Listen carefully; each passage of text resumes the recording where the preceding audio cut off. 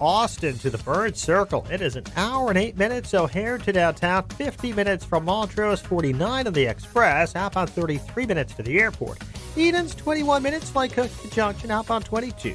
Eisenhower, 54 minutes, 390 to downtown, 34 from Manheim, outbound 37 minutes to 390. Stevenson, an hour and 5 minutes, 355 to the drive, outbound 44 minutes. Ryan, 38 minutes, 95th to downtown. Northbound tri-state delays are from the 83rd Street toll to 31st, and in pockets from the Reagan Tollway to Lawrence.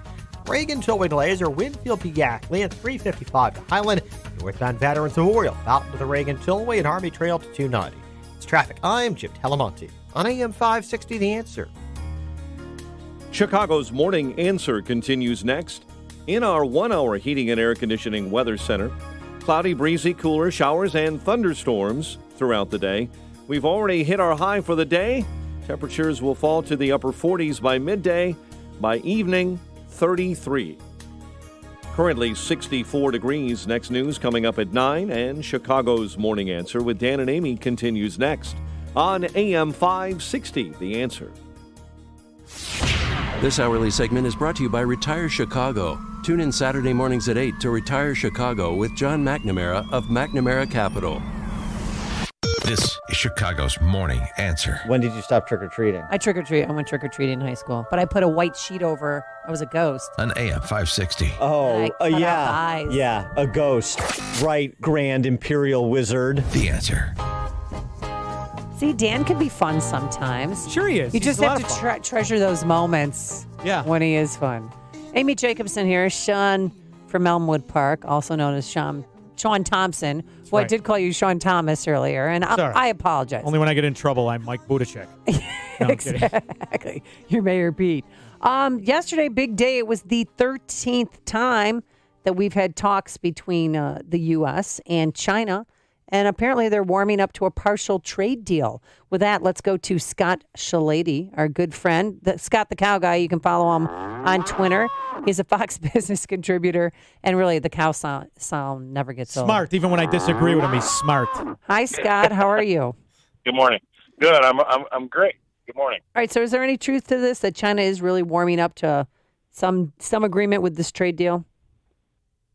In a word, I would say boring. You know, I think we fool me once, fool me twice kind of a thing. I would be angry. I know there's a lot of guys out there that think that we got to get, it'd be nice to have something is better than nothing kind of a thing. I don't like that. I've got a lot of friends in the agricultural community. There's a lot of people out there that have had some, a lot of pain over this. And if you're going to have a lot of pain over this, it better be something substantial. So I'm not a fan of a partial trade deal. I know the markets are, obviously. But your farm friends, your farm friends should be happy because China has offered to buy more U.S. agriculture products each year. Well, but what they've offered to buy is basically a suitcase on the Queen Mary. Okay, so it looks good on paper, but when you talk about it in relative terms, it's a joke. So, he holds all the cards. He's been very good about not telling us what a good deal is, right? Right. So he could do a kind of a small deal and say, this is what I've been waiting for. I just hope it's something substantial because there's been so much pain. It better be worth it. And the reality, too, Scott, is that the farmers don't want to be the recipient of yet another bailout, which, you're coming along that time of year where we've already given them, 3? You're probably going to have to give them another one, 2 or 3. I thought it was 3, but all right. See, maybe a little bet on the side. Anyway. Well, it's one a year, and it's been 2 years. So, no, you ask a farmer, Sean, you're exactly right. You ask them what you want, and they have 2 words every single time: free trade. Period. So we don't want a handout. We want free trade. From China's perspective, these people are not morons. They're watching the turmoil here in this country. Wouldn't you? If you and I are sitting there and we're on the other side of the table, I'm telling you, we don't have to do anything. Look at what's going on. I'm not doing anything. Your feet are up, and we're going through every cigar you've ever had. That's exactly right. I don't need you. See, Americans they've been propagandized so much, they don't understand that the real danger comes in this move. Because as we've been doing this, we're 18% of their export. Well, all they need to do is make up the difference, which is why they have these new agreements with Russia. They have these new agreements with India. They have these new agreements with Syria and Iran. This is my problem with this is it's going to create the NBA. In the NBA, right? This looks to be creating more damage than ever even the fairy tale result they promised would happen. What do you think?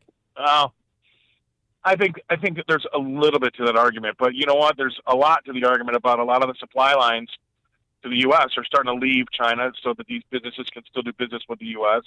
That's happening, and that takes time.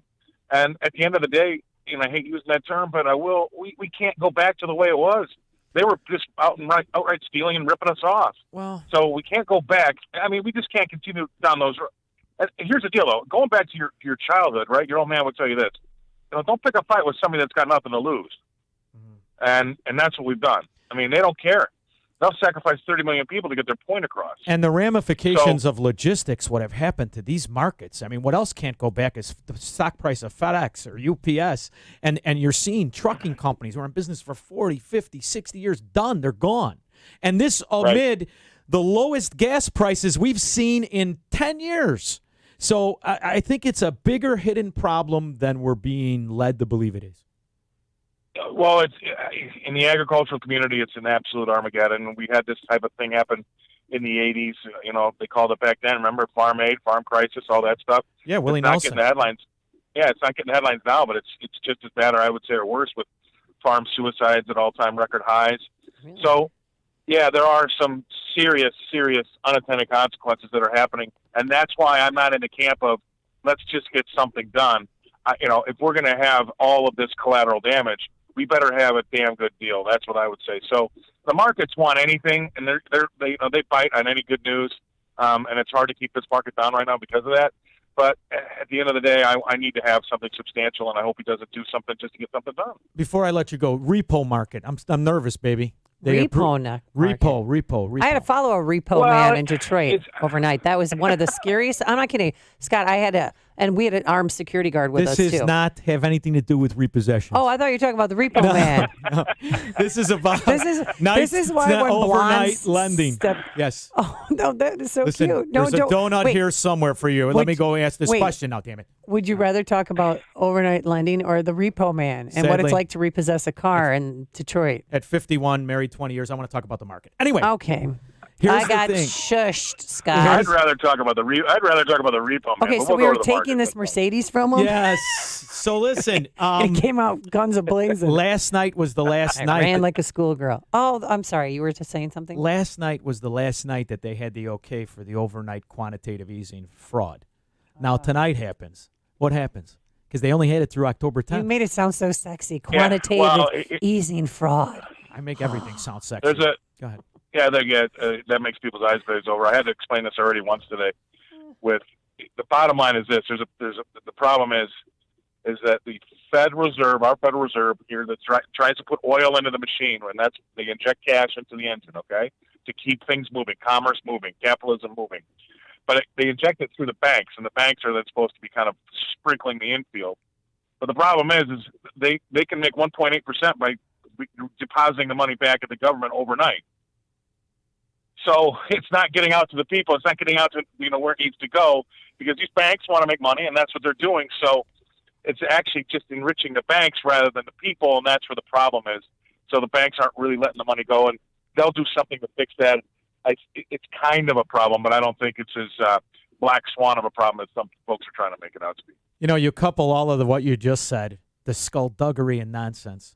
Then you factor in. Isn't it? It's a joke. And you factor in what happened after all of the fraud that happened in 2008, where nothing. They got away with everything. Bail out. And you do this. You know what this means? I'm going to be the next on the line throwing this at the buildings. I'm going to be throwing the bottles. I mean, I can't get over this.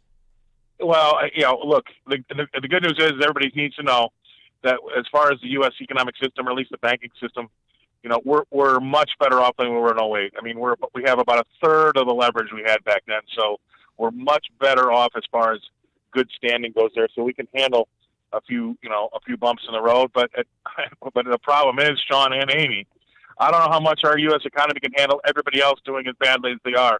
And look what's going on in Europe. It's a disaster, and as well as Asia, it's not going well either. I mean, we're going to get buffeted by these bad news, and that's why our rates are going so low, especially, Sean, with you being in real estate. You don't need to be cutting rates for the U.S. economy right now. It's crazy. No. But we have we have to because of what's hitting us from overseas. That's the problem. And the delinquency. So I think the Federal Reserve Chairman, Jay Powell's got he's in a horrible spot. And then on top of it, he's got the president yelling at him. And I don't know how the guy sleeps. And he's got mortgage delinquencies that they're trying to not confront, that the uptick, especially in the state of Illinois and other states that are run by incompetent fraud socialists, Sean, it's bad, brother. It gets one step worse. It's one step worse than that. Here's this. Everybody needs to know. You're not paying your real estate tax. What happens to your house? It goes on the auction block, right? Because they want to get the municipalities. Nobody's buying them. So the people don't pay their real estate tax. They go on the auction block. Nobody wants to buy it because it's probably in a place near Beirut.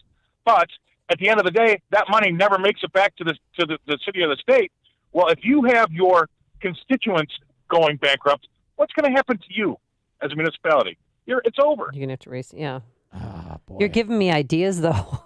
I'll tell you what, though, I don't want to. I'm because I'm paying more of my property tax than the the principal on my mortgage. I mean, think about it. And then all the people, it's ridiculous. You know what Scott's trying to tell you without telling you? When mortgage rates are pushed this low, it is so that people can afford to carry debt and pay the taxes, which in most cases are going to be more than to carry the debt. If you buy a $300,000 house and you finance the whole thing, your payment's $1,100. But if your taxes are $9,900, your payment doubles. Oh, I know. So that's what they're trying to hide, and that's why Cook County is a disaster. A disaster. And I wish it was better. And now Sean and I both have some friends in the circles that have these expensive homes, Jimmy, and I'm sure you do as well. But now, if they list their home for $3 million and they got a $100,000 tax bill, buyers are coming and saying, hey, if I'm going to live there for 10 years, that's going to be $1 million in tax, and it's probably going to go higher from there. I'm not going to give you more than $2 million for that house. So it's already affecting all the homes that are $2 million or more in my neighborhood are pinned on the market, and they will remain on the market. And this is not the fault of right. This is not the fault of the socialist, Scott. He told you what he was doing. This is the fault of us who elected the guys with the toupees on their head that pretended to be Republicans the whole time, enriching themselves, specifically the guy from my neighborhood. That's exactly what happened here.